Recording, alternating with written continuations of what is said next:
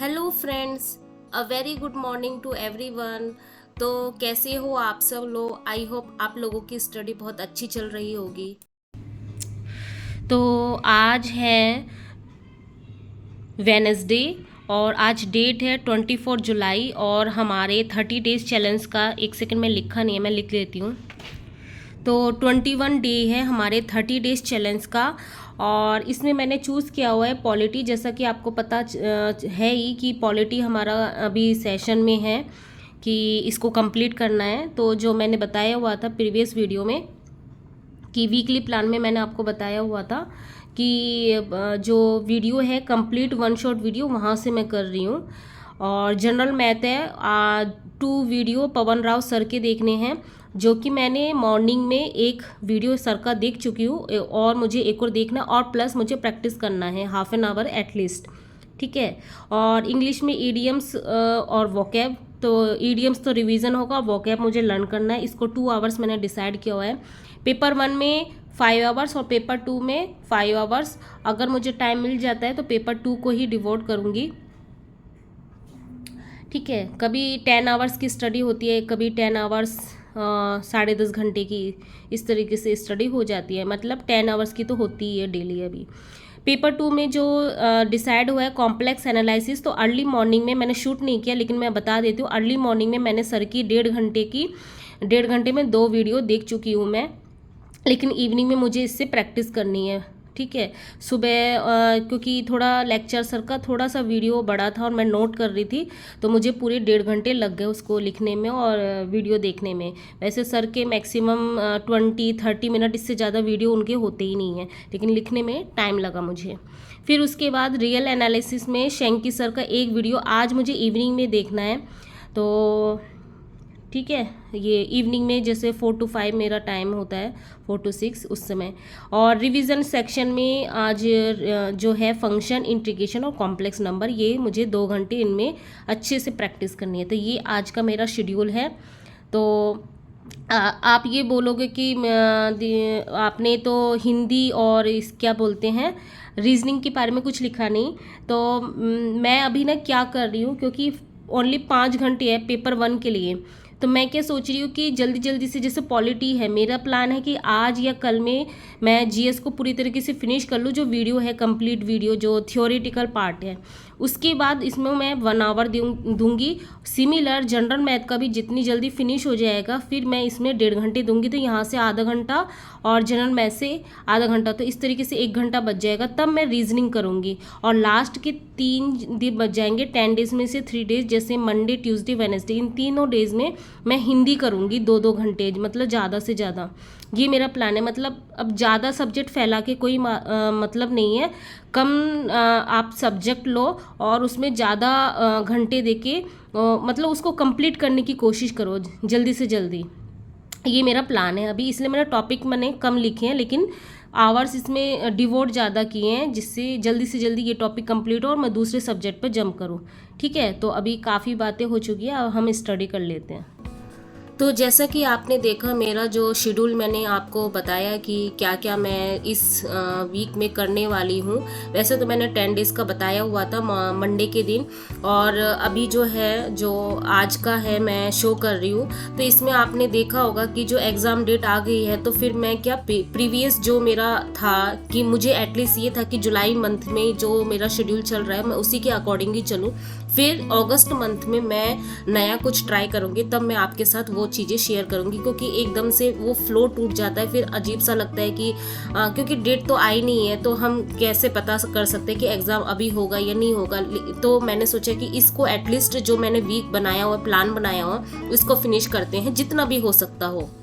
दूसरी बात ये है कि जैसे कि प्रीवियस वीडियो में मैंने जो बताए हुए थे कि जनरल पेपर के लिए मैंने बताया हुआ था कि कोई भी बड़े यूट्यूबर है तो उनके आप टेलीग्राम ग्रुप को ज्वाइन करके हम अपना पेपर 1 कंप्लीट कर सकते हैं। तो एक्चुअली वो इतना फ्लो में था तो मेंशन नहीं कर पाई, और वो ओनली जो है गगन प्रताप सर का, जैसे मैंने बताया, और जो सर है क्या बोलते पवन राव सर, ये स्पेशली मैथ की ही शो करते, तो और सब्जेक्ट का क्या।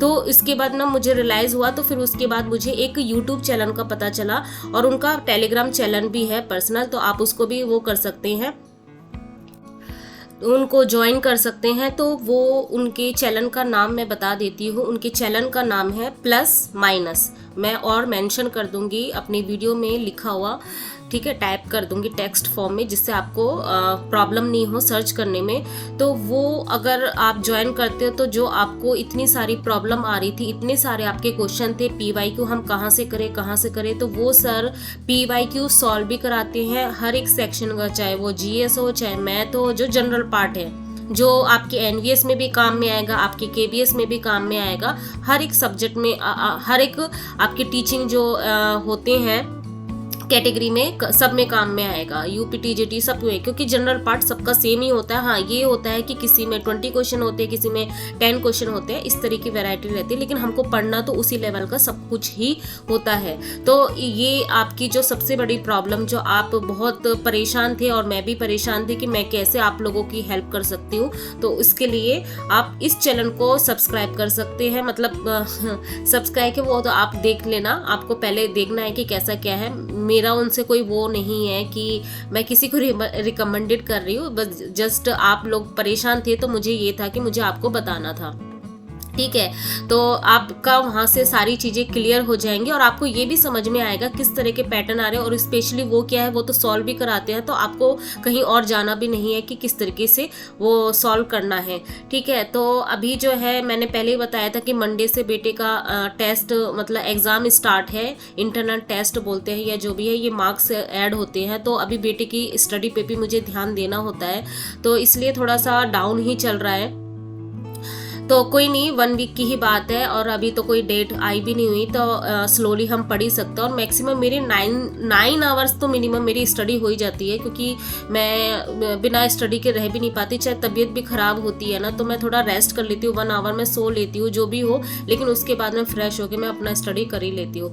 तो बाकी जो आप लोग टेस्ट का बोल रहे थे कि मॉक टेस्ट कहाँ से देना, तो इनका अपना टेस्ट भी एक है, वो पेड है, तो वो उनके डिस्क्रिप्शन में रहता है। मैंने कभी उनका ट्राई नहीं किया, क्योंकि ऑलरेडी मेरा टेक्स्ट बुक ऐप में मेरा परचेज़ किया है और उसका अभी भी 3 मंथ अभी भी वैलिड है, मेरी वैलिडिटी है। तो मैंने उनका ट्राई नहीं किया हो, लेकिन आपको अगर रीज़नेबल प्राइस में चाहिए तो इनका कर सकते हो आप। मतलब पहले आप वीडियो देखो उनका कैसा क्या है, क्योंकि मैंने देखा हुआ नहीं है, बस मैंने थोड़ा सा ही देखा था, तो मुझे ठीक लगा था, क्योंकि एक ही चीज़ें एक ही जगह पे सब कुछ है, तो मुझे सही लगा। अभी जस्ट देखना स्टार्ट किया, क्योंकि मैंने पहले ही बोला कि मुझे अभी मिला, तो मैंने सोचा आप लोगों के साथ शेयर कर देती हूँ।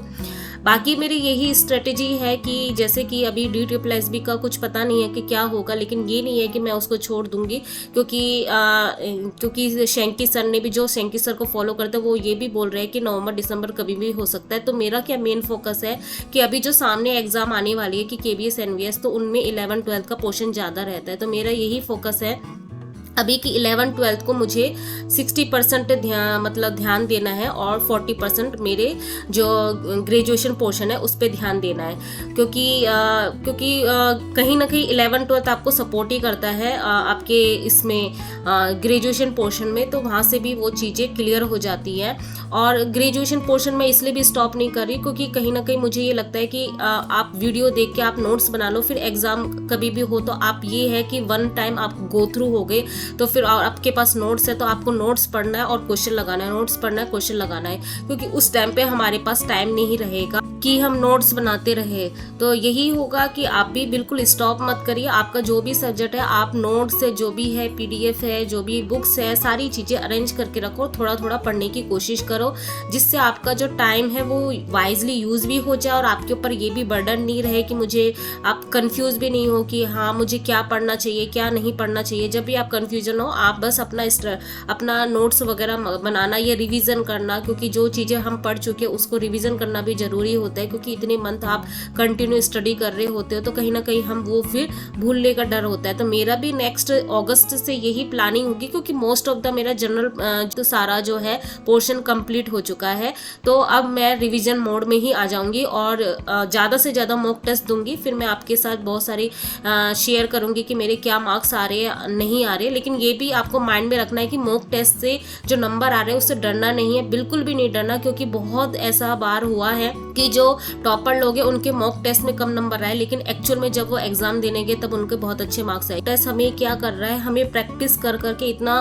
प्रिपेयर कर रहा है कि हम वहाँ जाके एक्चुअल में जब एग्जाम होगा तब हम नर्वस ना हो। तो मॉक टेस्ट से आपको ये चीज़ें, ये मेन जो कॉन्सेप्ट है ये ध्यान रखना है कि हाँ मुझे प्रैक्टिस, इससे मुझे प्रैक्टिस करने को मिल रहा है, क्योंकि कहीं ना कहीं प्रैक्टिस से जब हम एग्ज़ाम होगा तो हम एग्ज़ाम हॉल में नर्वस नहीं होंगे।